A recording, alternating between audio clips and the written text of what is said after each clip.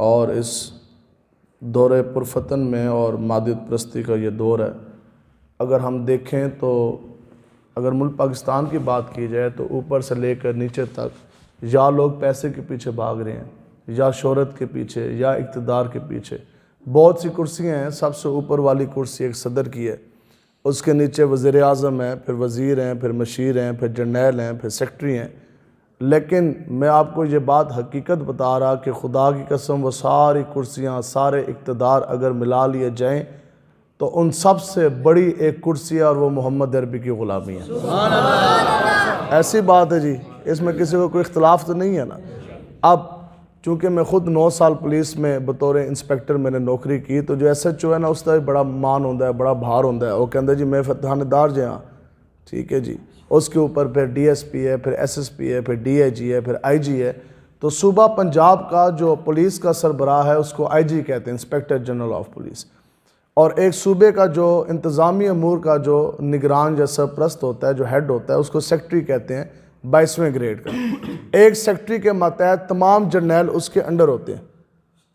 اب آپ سے میں یہ پوچھتا ہوں کہ آج کی اس تاریخ میں لاہور کے اندر بیٹھنے والا سیکٹری جس کے ماتحت ہیں سارے جرنیل، اس سیکٹری کا ایک بندہ اٹھ کے نام بتا دے. آتا ہے کسی کو؟ چلیں اس کا نہیں آتا. جو 21ویں گریڈ میں جو ایڈیشنل سیکٹری ہے اس کا کوئی نام بتا دے.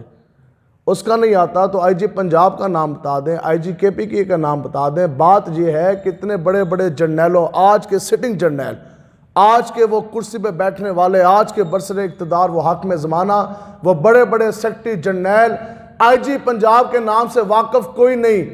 لیکن آخر کیا وجہ ہو؟ 5ویں گریڈ کا کانسٹیبل، نام ہو ممتاز حسین قادری، تنخواہ 20,000 بھی نہ ہوئے، لیکن دنیا میں ایک ایک کونے میں کسی بچے سے بھی پوچھو کہ بتا ممتاز قادری کے نام سے واقف ہے، تو وہ کہے گا کہ ہاں میں بھی اس نام سے واقف ہوں کہ یہ ممتاز حسین قادری آقا و مولا کی عزت ناموس کا محافظ، ممتاز حسین قادری شہید اعظم. تو پتہ یہ لگا کہ اگر نام ہوگا تو قیامت تک اگر کسی کی دنیا، اگر کسی کی قبر، اگر کسی کی حشر بنے گی تو فقط وہ محمد عربی کی غلامی اور وفاداری سے ہی بنے گی. کچھ سمجھ آئی جی؟ 5ویں گریڈ کا کانسٹیبل ممتاز کے نام سے واقف ہے دنیا کے ہر ایک انسان، لیکن وقت کے جرنیل سے کوئی واقف کوئی نہیں. اقبال یہ کس کے عشق کا فیض عام ہے کہ رومی فنا ہوا اور بلال حبشی کو دوام ہے.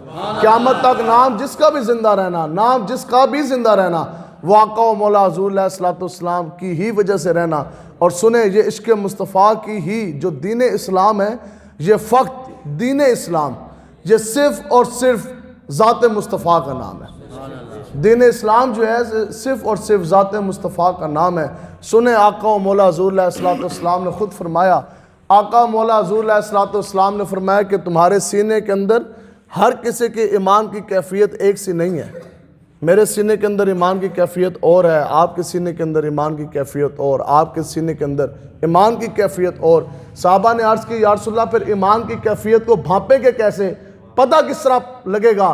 تو سنیں آقا و مولا کا فرمان عالی شان، یہی ہمارے اہل سنت کا عقیدہ اور یہی ہماری جان.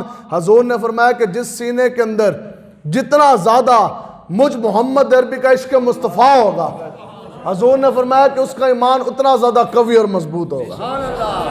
آگے حضور علیہ الصلوۃ والسلام نے فرمایا اور جس سینے کے اندر جتنا زیادہ بغض مصطفیٰ ہوگا، حضور نے فرمایا کہ اس کا کفر بھی اتنا زیادہ گندا اور غلیظ ہوگا. گل یہ ہے کہ بات اپنے اپنے نصیب کی ہے. وہی مکہ کی گلیاں ہیں اور ان گلیوں کے اندر ایک بندہ پھرتا ہے جس کو دنیا ابو جہل کے نام سے جانتی، جس کے بارے میں حضور نے فرمایا کہ یہ میرے دور کا فرعون ہے. اور آکڑ کتنی، جس ٹائم حضرت عبداللہ کاٹ رہے تھے نا اس طرح، ویسے تو اس کو گھائل کر دیا تھا نا، مار چکے تھے حضرت معاذ اور حضرت معوذ، 2 کم سن صحابہ. لیکن حضرت عبداللہ ابن مسعود رضی اللہ تعالیٰ عنہ آپ فرماتے ہیں کہ اس کی آخری سانسیں چاہ رہی تھی. تو جب میں نے اس کو دیکھا میں کہا جی واہ، حضور کا اتنا بڑا دشمن، آخری سانسیں، جسم گھائل، خون بہہ چکا. فرماندے نے پھر میں نا چرا لے کر اس کی میں چھاتی پہ بیٹھا، تو پھر کہندے نے میں سر تو پکڑیا، تو پھر میں اس دی گردن کٹن لگیا. اب وہ گردن کاٹنے لگے تھے.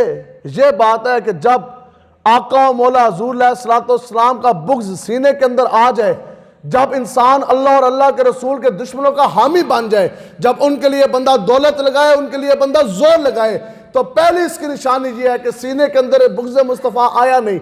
جیسی بغض مصطفیٰ، جیسی آپ کے دل کے اندر یہ خیال بھی آگے نا کروڑواں حصہ جس دن کہ آج میں نظام مصطفیٰ کو پس پش ڈالوں گا، آج میں دنیا دار کمینوں کے نظام کے لیے لڑوں گا، ان کے لیے میں جناب ان کی حمایت کروں گا، ان کے لیے میں نوٹ لگاؤں گا، ان کو میں سپورٹ کروں گا.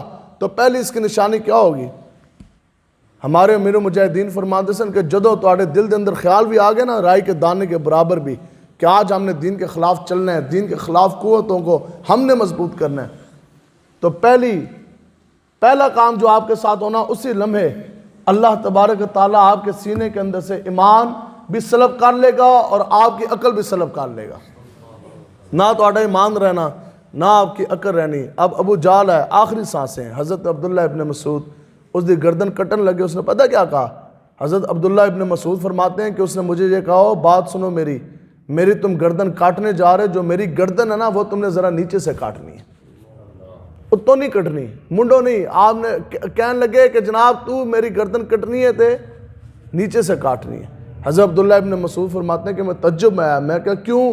تو پتہ آگے سے ابو جہل نے کیا بکواس کی.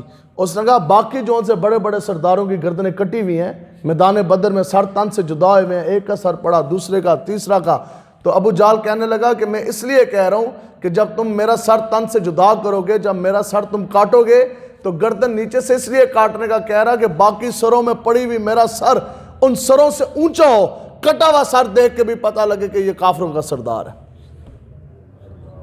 اب ابو جہل دن میں ایک نہیں، دو نہیں، تین نہیں، کئی مرتبہ آقا و مولا کا چمکتے و دعا چہرے کی زیارت کرتا تھا. دیکھتا تو تھا، نگاہ تو پڑتی تھی، لیکن دل کے اندر بغض مصطفیٰ تھا. تو ابو جہل ہی رہا اور وقت کا فرعون ہی وہ بنا رہا. لیکن جب بات آئی نا صحابہ کی، یہ وہ بات ہے جب وہ سمجھ آئے تو پھر اتنی بات پہ سمجھ آتی ہے. صحابہ نے جب بھی آقا و مولا کو دیکھا، ویسے تو صحابہ کہتے ہیں کہ ما تک تو کہتے ہیں ہمارے اندر یہ قوت ہی نہیں تھی، ہماری آنکھوں کی یہ سکت ہی نہیں تھی کہ ہم نور مصطفیٰ کا جون سا ہے وہ جلوہ دیکھ سکے. صحابہ فرماتے ہیں کہ ہم نے کبھی آقا و مولا کو آنکھ بھر کے نہیں دیکھا. کسی نے پوچھا حضرت انس بن مالک سے کہ جناب آپ نے جلوہ مصطفیٰ دیکھا، آپ حضور کے صحابی، آپ نے چمکتا والضحیٰ چہرہ دیکھا، بتائیں کوئی تذکرہ تو سنائیں. اور حدیث کی کتب میں آقا و مولا کے چمکتے والضحیٰ چہرے کے بہت کم تذکرے ملتے ہیں. تو آپ نے پتہ آگے سے کیا فرمایا؟ حضرت انس فرماتے ہیں، آپ فرماتے ہیں کہ خدا کی قسم میں نے جب بھی حضور کو دیکھا تو میں اس طرح نہ آنکھوں کے آگے یوں انگلیاں رکھتا تھا اور انگلیوں کے اندر پھر ہلکا ہلکا نہ اس طرح وقفہ دے کے تو میں یوں حضور کو دیکھتا تھا، پھر میں انگلی بند کرتا کہ ایسا نہ ہو کہ پوری حضور کی تجلی پڑے تو آنکھوں کا نور ہی جاتا رہے، بصیرت ہی جاتی رہے. کہتے ہیں حضور علیہ السلام کا جلوہ، آپ کا نور ہی ایسا تھا کہ اس کے کیا کہنے کہ ہم تو یہ سکت یہ وقت ہی نہیں رکھتے تھے کہ ہم آقا و مولا کا چمکتا چہرہ آنکھ بھر کے بھی دیکھ سکیں.